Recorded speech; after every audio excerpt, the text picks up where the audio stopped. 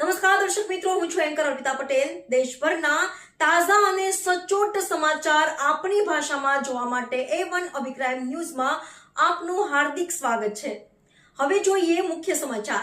વાપી નવસારી વચ્ચે ટ્રેનમાં મુસાફરો વચ્ચે ઝઘડો અને મારામારીના બનાવમાં 4 યુવકો ઝડપાયા। મુંબઈથી ભુજ આવતી કચ્છ એક્સપ્રેસમાં કચ્છના વૃદ્ધને પહોંચાડી હતી ગંભીર ઇજાઓ। વાપી મુંબઈ સેન્ટ્રલથી વાપી આવતી ટ્રેન નંબર 222955ના સ્લીપર કોચમાં મુસાફરો વચ્ચે ઝઘડો અને મારામારીની ઘટના સમાવી છે। બનાવ 25 જાન્યુઆરી 2026ના રોજ વાપી નવસારી વચ્ચે બન્યો હતો। ઘટનાની જાણ થતાં આરપીએફ અને જીઆરપી દ્વારા તાત્કાલિક કાર્યવાહી કરવામાં આવી હતી। મળતી માહિતી મુજબ S4 કોચમાં સીટ નંબર 51 પર મુસાફરી કરતા 61 વર્ષીય વિજી ભોજા મોરે ફરિયાદ કરી હતી કે 4 યુવકો ટિકિટ વિના તથા નશાની હાલતમાં તેમની સીટ પર બેસી ગયા હતા। સીટ ખાલી કરવા જણાવતા યુવકો ઉગ્ર બન્યા અને મુસાફર સાથે ઝઘડો કરી મારામારી કરી હતી, જેમાં મુસાફર ઇજાગ્રસ્ત થયો હતો। નવસારી સ્ટેશને આરપીએફ અને જીઆરપી દ્વારા મામલો અટેન્ડ કરી આરોપી યુવકને સુરત સ્ટેશન પર ઉતારવામાં આવ્યા હતા।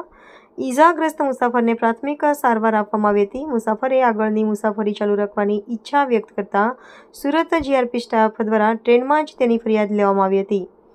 બનાવ વાપી વલસાડ વચ્ચે જીઆરપી વાપી વિસ્તાર હેઠળ આવતો હોવાથી આરોપીઓ સહિતનો કેસ જીઆરપી વાપીને સોંપવામાં આવ્યો હતો। જીઆરપી વાપી દ્વારા પૂછપરછમાં આરોપીઓએ પોતાના નામ ગોલુકુમાર, સોનુકુમાર ચોરસિયા, સલમાન અને રાહુલ ગોસ્વામી હોવાનું જણાવ્યું હતું। ચારેય બિહાર રાજ્યના રહેવાસી છે અને હાલમાં સુરતના ટેક્સટાઇલ માર્કેટમાં મજૂરી કરી રહ્યા છે। રજાના દિવસે દમણ ફરવા ગયા બાદ સુરત પરત ફરતી વખતે તેઓ ટિકિટ વિના ટ્રેનમાં સવાર થયા હોવાનું પણ સ્વીકાર્યું હતું। જીઆરપી વાપી દ્વારા આરોપીઓ સામે વિવિધ કલમો હેઠળ ગુનો નોંધવામાં આવ્યો છે। કેસની તપાસ એએસઆઈ સદીક દ્વારા હાથ ધરવામાં આવી છે। રિપોર્ટર ભરત ઠાકોર, કચ્છ।